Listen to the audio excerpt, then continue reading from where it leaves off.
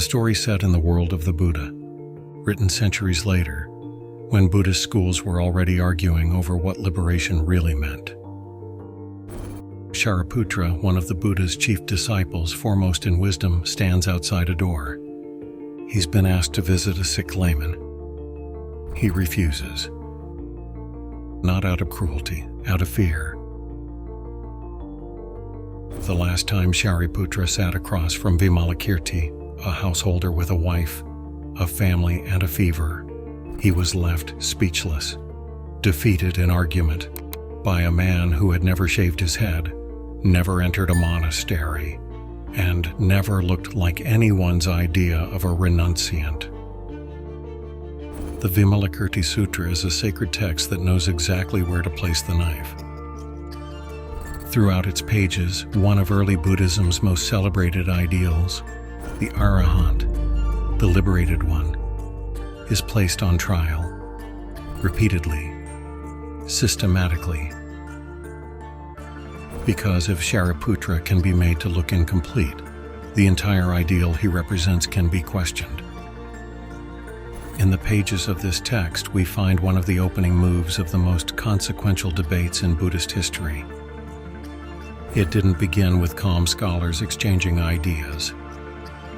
It began with one tradition making the other tradition's ideal look insufficient.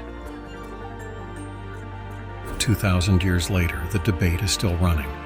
One side still convinced it holds the higher ground, the other still certain the same. Both still in ways we'll get to. Missing something.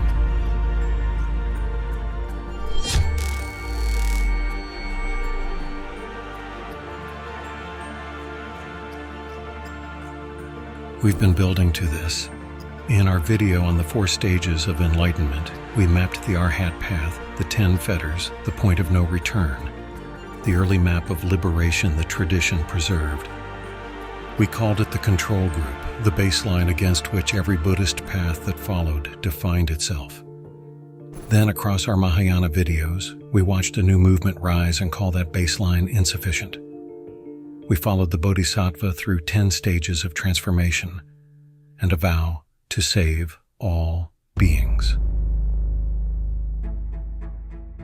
And in our last video, 3 monks stood in the same monastery, one on the Arhat path, one on the Bodhisattva path, a third claiming enlightenment in one lifetime.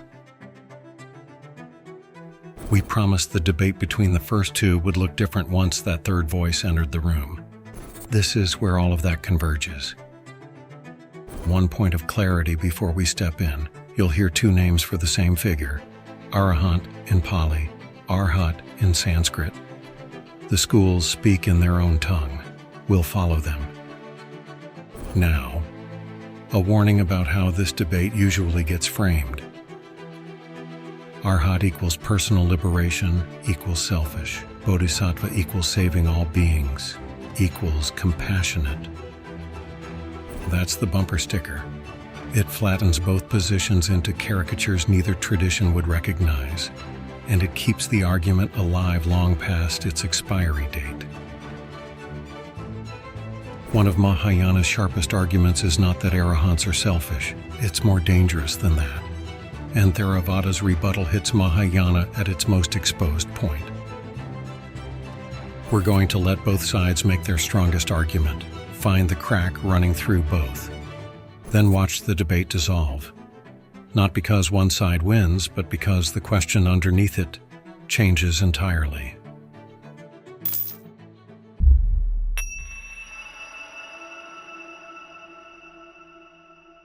Imagine discovering halfway through a long journey that the destination you'd been walking toward was never the real destination. The path wasn't wrong. The walking wasn't wasted. The guide invented the destination out of compassion because you needed something achievable before you could face what the journey actually required. That's Mahayana's actual opening move. The argument lives in the Lotus Sūtra, the Saddharmapundarika Sutra, in a teaching the tradition calls Ekayana, the one vehicle. In this Mahayana reading, the Arhat path was a provisional teaching. a rest stop for travelers too exhausted to face the full distance. On that account, the Arahant who exits samsara hasn't failed. He's stopped at a conjured city and mistaken it for home. The Lotus Sutra illustrates this in the parable of the conjured city. A guide leads exhausted travelers through difficult terrain. They're ready to quit. So the guide conjures a beautiful city, complete, real to the senses, a genuine place of rest. The travelers enter, recover, feel they've arrived. Then the guide dissolves the city. There is further to go. Underneath this argument sits the principle that makes Mahayana's entire reading possible. Upaya kaushalya, skillful means.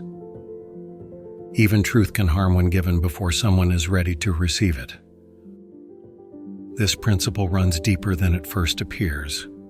One way to read the 4 Bodhisattva vows, recited across East Asian Mahayana traditions and mapped in full in our Bodhisattva Path video, is as the 4 Noble Truths pushed outward into universal responsibility.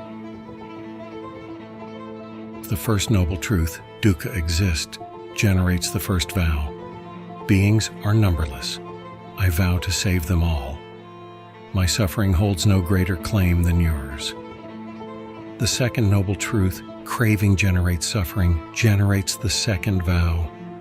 Delusions are inexhaustible. I vow to end them. The diagnosis stops being personal. The cure can't be either. The final 2 vows complete the pattern if cessation is possible, and if the path leads there.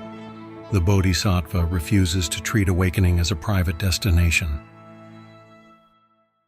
From the Mahayana perspective, if the teaching stops at personal release, then a truth about the nature of all suffering has been narrowed into a private destination. The Vimalakīrti Sūtra exists to dramatize that claim, a text designed to show, through theater rather than argument, that the Arahant ideal cannot match what a fully realized Bodhisattva embodies. Śāriputra isn't placed on trial because he's wrong. He's placed on trial because he's incomplete. Mahayana's case stripped of the drama. The Arahant built a perfect house in a neighborhood on fire. The liberation is real. The attainment is complete. The frame is too small. Theravada's response targets something Mahayana has never cleanly resolved, a biographical fact.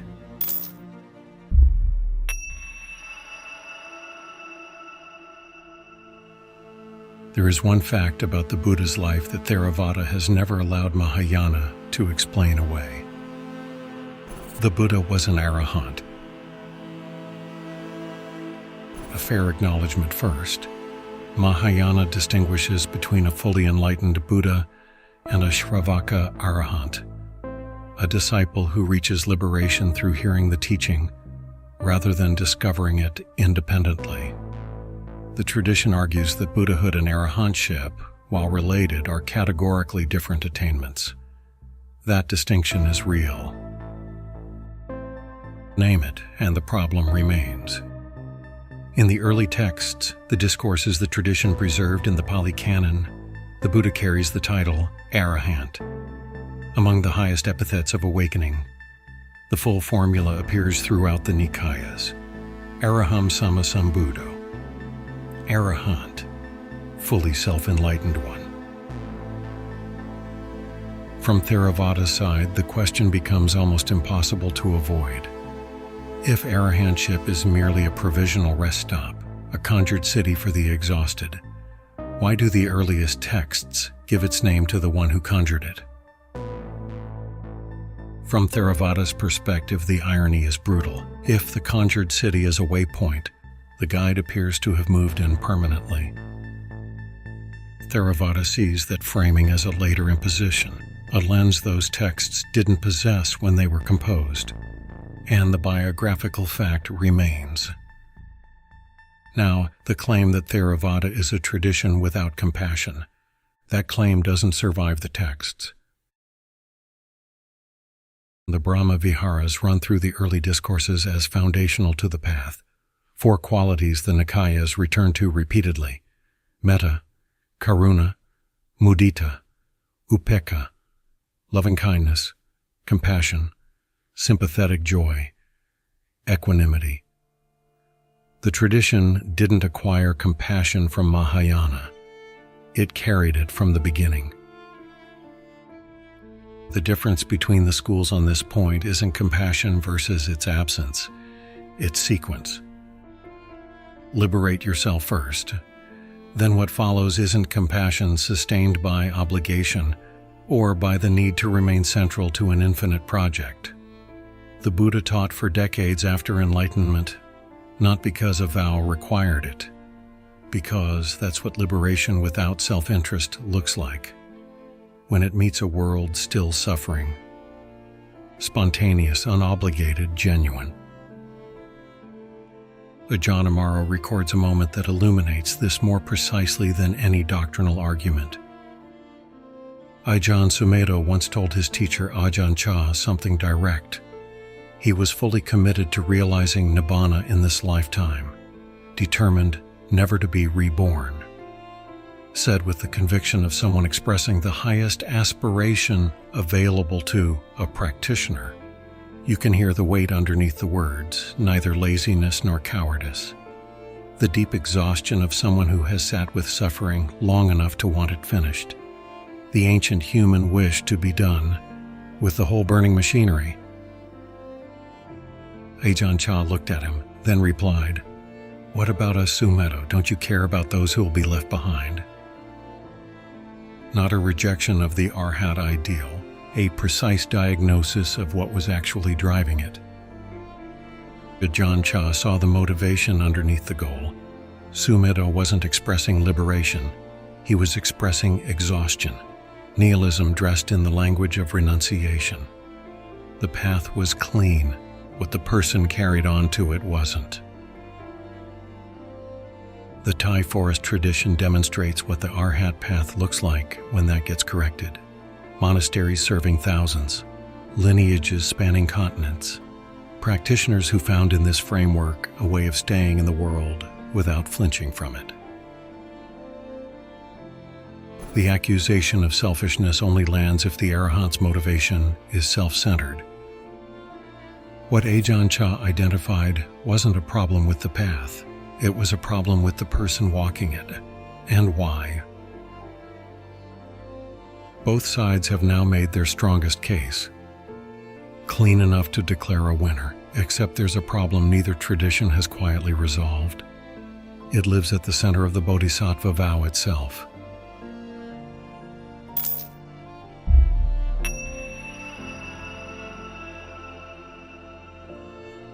Four words, and the entire Bodhisattva vow gets complicated.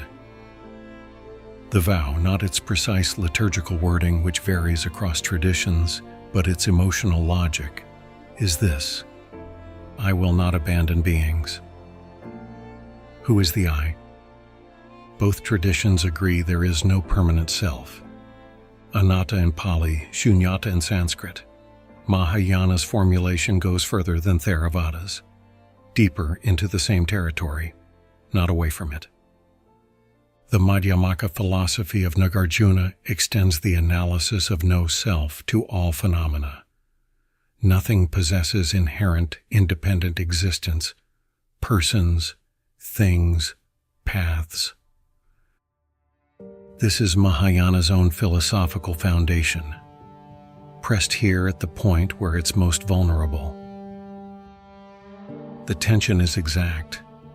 A being who has realized no self is binding that non-self to infinite rebirth across infinite universes. The deeper the realization, the more clearly there is no I capable of sustaining the vow. And yet the vow requires one. Mahayana has a sophisticated response. It deserves presenting at full strength. The tradition operates with a two truths framework. Samvriti Satya, conventional truth. Paramartha Satya, ultimate truth. At the ultimate level, there is no self, no beings, no vow. At the conventional level, the suffering in front of you is real enough to matter. A parent who understands that neither child nor parent possesses a permanent self still gets up in the night. The ultimate truth doesn't cancel the crying. This is not an escape hatch. It is one of Mahayana's deepest tools. Theravada's counter is equally precise. If the self is conventional, so is every being you've vowed to save. Conventional compassion for conventional beings. Why does that require a vow spanning universes and lifetimes? Why not simply help whoever is in front of you, right now? The sharpest response to that question doesn't come from Theravada. It comes from Mahayana's own most demanding text. The Diamond Sūtra, the Vajrayana Prajnaparamita Sutra. Subhuti, the disciple who speaks with the Buddha throughout the text, receives an instruction that goes to the heart of everything the vow implies. Subhuti, if the Tathagata thought I shall take living beings across, then the Tathagata would have the existence of a self, of others, of living beings, of a life. The Diamond Sutra doesn't destroy the Bodhisattva vow. It purifies it. It removes the hidden self that wants to become the savior. The vow made without a self making it. That's the target. Everything before that point is preparation for the real thing. A later Indian philosophical voice, Sri Ramana Maharshi, working outside the Buddhist tradition entirely, once sharpened the same problem through a single image. He observed that a person wanting all beings to wake up before himself resembles a dreamer who wants all the dream figures to wake up first. The compassion is real. The dream is still running. The Diamond Sutra concentrates the tension rather than resolving it. We save all beings by realizing there are no beings to save. That's Mahayana's own deepest teaching, asking its practitioners the hardest possible question. Are you making the vow? Or is the vow making you? So far, no side has collapsed. Mahayana has made the Arahant path look incomplete. Theravada has made that accusation rebound onto the Buddha himself. And the Bodhisattva vow has opened a question Mahayana can answer, but never cheaply. Both paths have survived their strongest scrutiny, so why has this fight lasted 2,000 years? The philosophy alone doesn't explain it. Something else has been keeping it alive.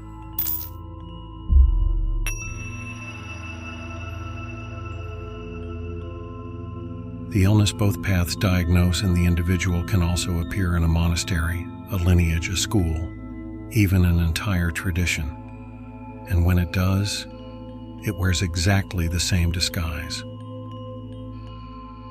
As Buddhist schools crystallized, ideas became banners. Banners became battle lines. The argument stopped being about liberation. It became about being right.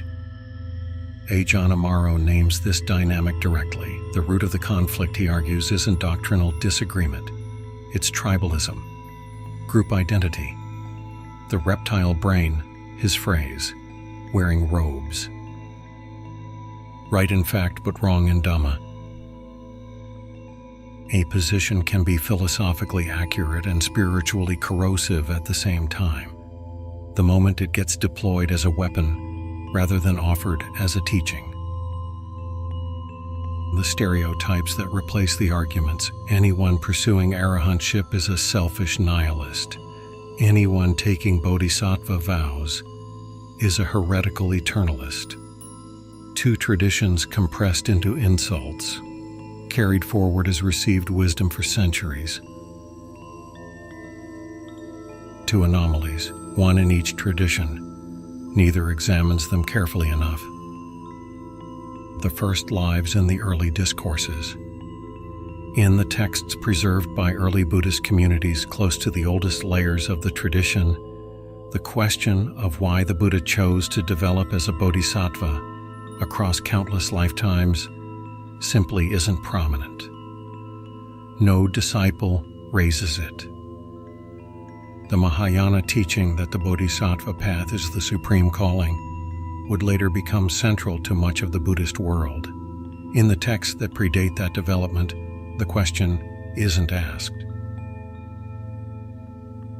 The second anomaly lives inside the Mahayana narrative itself.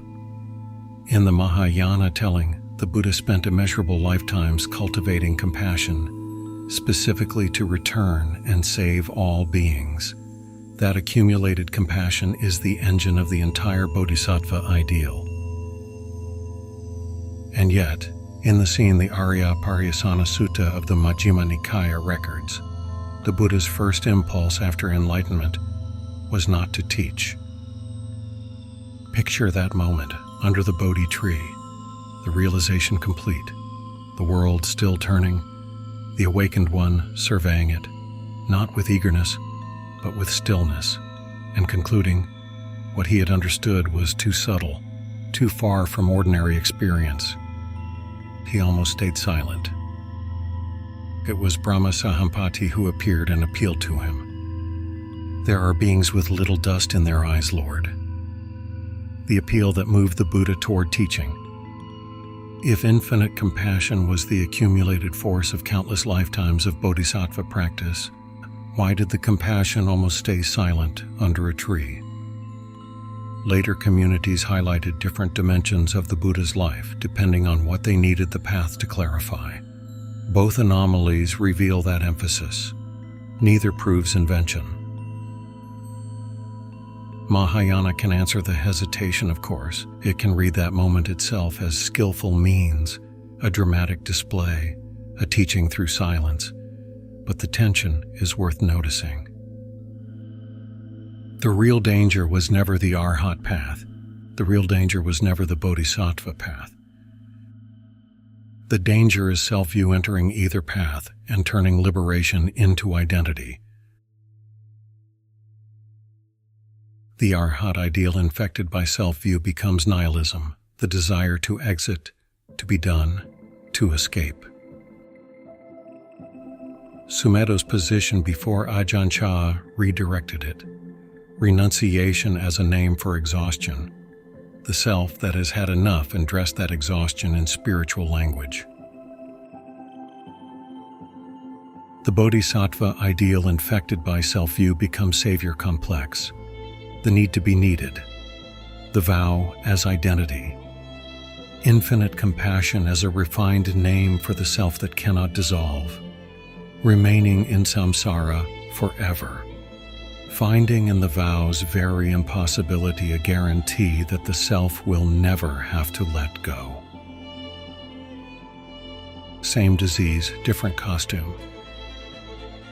Ajahn Chah is remembered as saying it once to his entire monastery, not in debate, but to everyone in the hall during an ordinary teaching.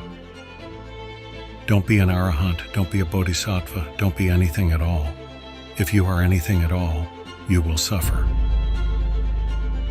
That sentence doesn't dismiss either path. It diagnoses what happens when a self gets attached to one.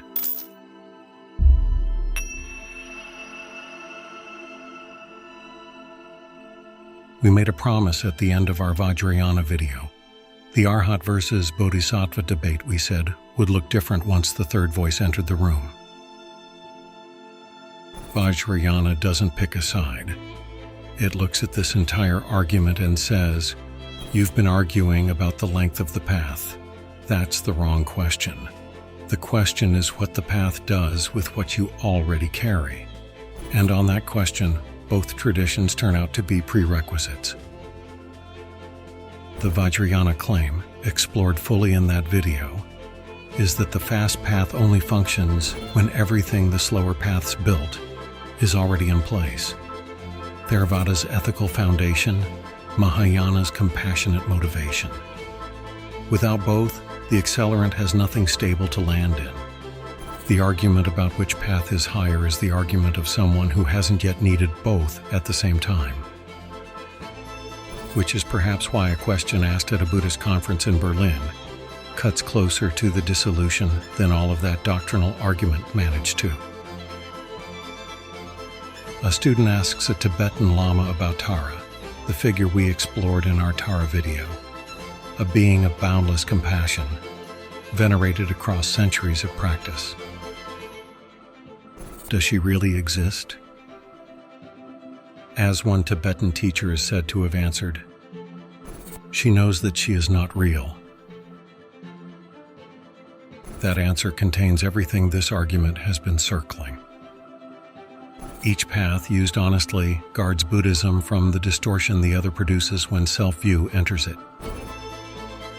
The Arhat path protects Buddhism from compassion without liberation, the Bodhisattva whose infinite vow has quietly become an identity, whose staying in samsara is no longer distinguishable from simply not being able to leave.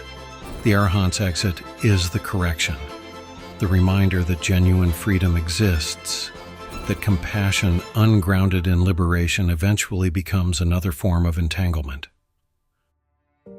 The Bodhisattva path protects Buddhism from liberation without compassion, the Arahant whose renunciation has curdled into indifference, whose freedom hasn't touched anyone else.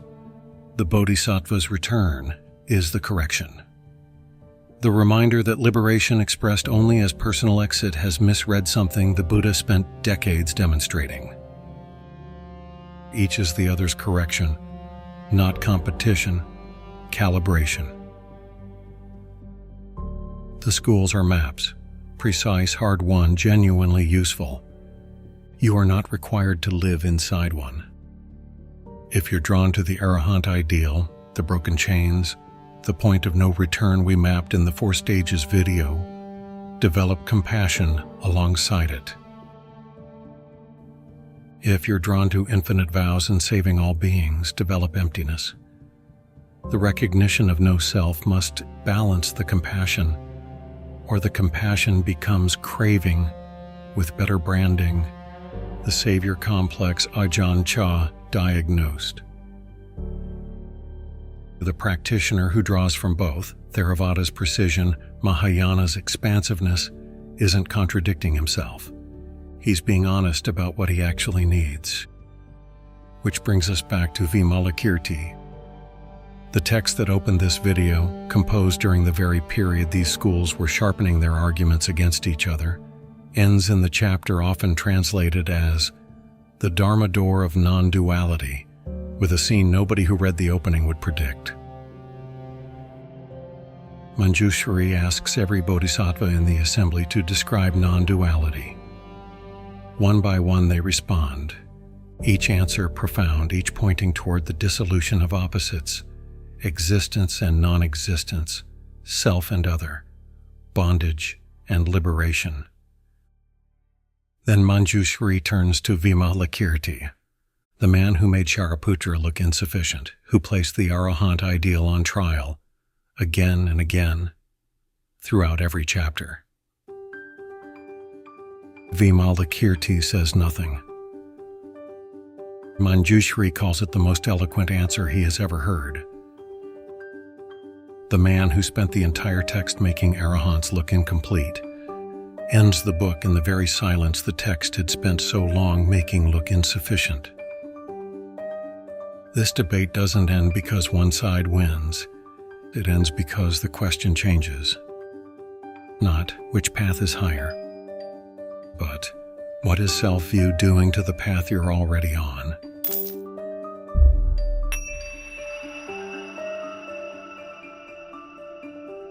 Vimalakīrti fell silent, not because he had nothing to say, because everything that needed saying was already present in the silence underneath every word spoken in that room. The Arhat path says the chains are real, the suffering is real, the exit exists. Take it. The Bodhisattva path says the chains are real, the suffering is real, and so is every being still bound by them. Both pointing at the same mountain from different sides. The paths are real, the maps are genuine, The debate was worth having. And when the self that needed to win it loosens its grip, both paths become practice again. The Ajahn Chah, his entire monastery, an ordinary teaching day. There are no monks or nuns here, no lay people. Mere conventions, that's all. Empty. No Arahants, no Bodhisattvas. Nothing left to argue about. The Buddhist Schools series continues. Leave a comment, not which path sounds more appealing, but this. When you heard both arguments today, which one made you uncomfortable? The Arahant's clean exit, or the Bodhisattva's infinite vow? That discomfort might tell you more than the preference does. Subscribe so you don't miss what's next. Stay curious. Stay wise.